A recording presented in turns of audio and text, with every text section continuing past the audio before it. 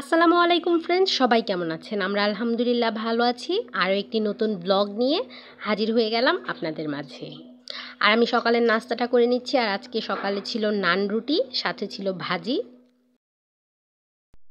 আর আমি নাস্তাটা শেষ করে তারপর চা খেয়ে নেব একটু, তারপর চলে যাব রান্নাঘরে। আর ভিডিওর শুরুতেই বলে দিচ্ছি, যারা আমার চ্যানেলটা আজকে নতুন দেখছেন তারা প্লিজ চ্যানেলটা সাবস্ক্রাইব করবেন। আর ভিডিওটি ভালো লেগে থাকলে অবশ্যই একটি লাইক দিয়ে যাবেন।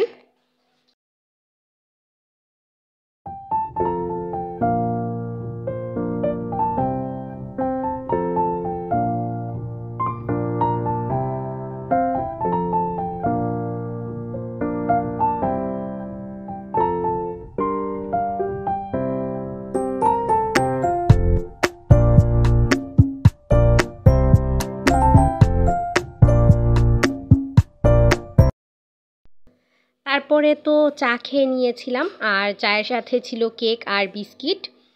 আর রং চা বানিয়েছিলাম, আম্মু আর আমি রং চা খেয়ে নিচ্ছিলাম।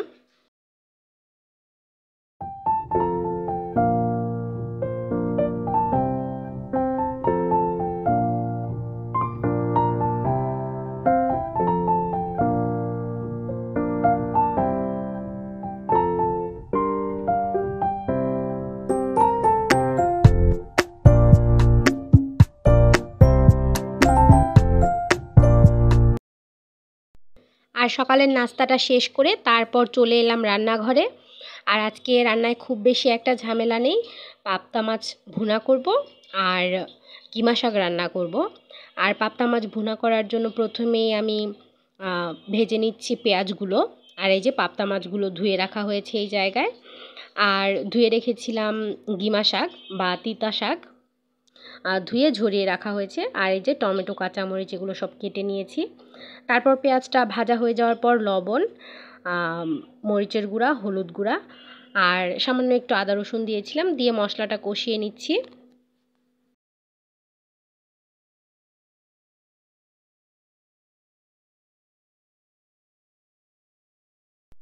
তারপরে মশলাটা খুব ভালোভাবে কষিয়ে এর মধ্যে মাছগুলো দিয়ে দিয়েছি আর ঝোলও দিয়ে দিয়েছি।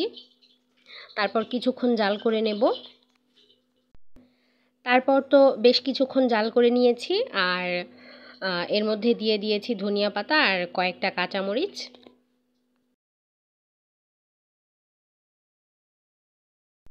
আর তরকারিটা হয়ে গেছে, এখন নামিয়ে রাখবো। নামিয়ে তারপর শাক রান্না করে নেব। আর শাক রান্না করার জন্য পেঁয়াজ আর কাঁচামরিচ ভেজে নিচ্ছি আমি। আর এইটায় পেঁয়াজের পরিমাণটা একটু বেশি দিয়েছি, কারণ এই শাকটা একটু তিতো, তাই পেঁয়াজটা একটু বেশি দিয়েছি।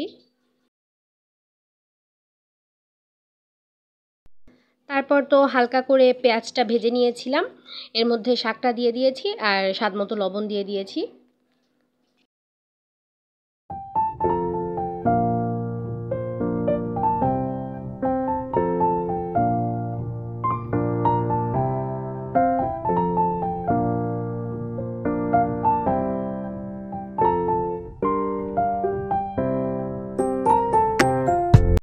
আর এই তো বেশ কিছুক্ষণ জাল করার পর শাকের কালারটাও চেঞ্জ হয়ে এসেছে আর শাকটা হয়ে গেছে, এখন নামিয়ে রাখবো। তারপরে আমি ফ্রেশ হয়ে চলে এলাম দুপুরের ভাতটা খাওয়ার জন্য। আর গরম গরম ভাতের সাথে এই শাকটা কিন্তু খুবই মজা লাগে। তারপরে এই তো দুপুরের ভাতটা খেয়ে নিলাম আমি।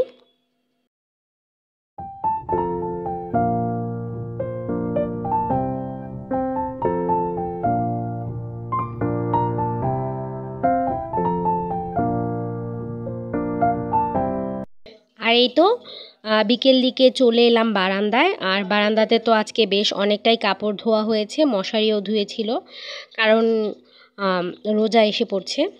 আর আমার গাছগুলো কিন্তু একদম জীবন ফিরে পেয়েছে। এত বৃষ্টি হয়েছিল ওই দিন। আর এই তো বৃষ্টিতে সবগুলো গাছ একদম সতেজ হয়ে গেছে। আর ধুলাবালি একদম পরিষ্কার হয়ে গেছে ধুয়ে। সবগুলো গাছ একদম সবুজ আর সতেজ লাগছিল।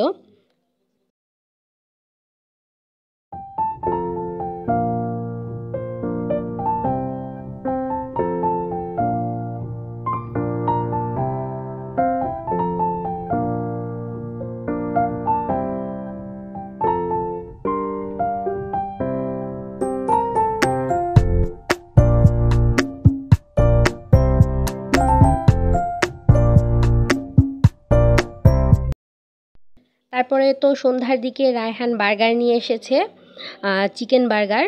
আর এটা চিকেনের ব্রেস্ট পিস ছিল একটা ফ্রাই করা। আর বার্গারটা খেয়ে নিলাম, তবে সস ছিল না কোনো ধরনেরই, এমনি শুকনা শুকনা লাগছিল কেমন যেন।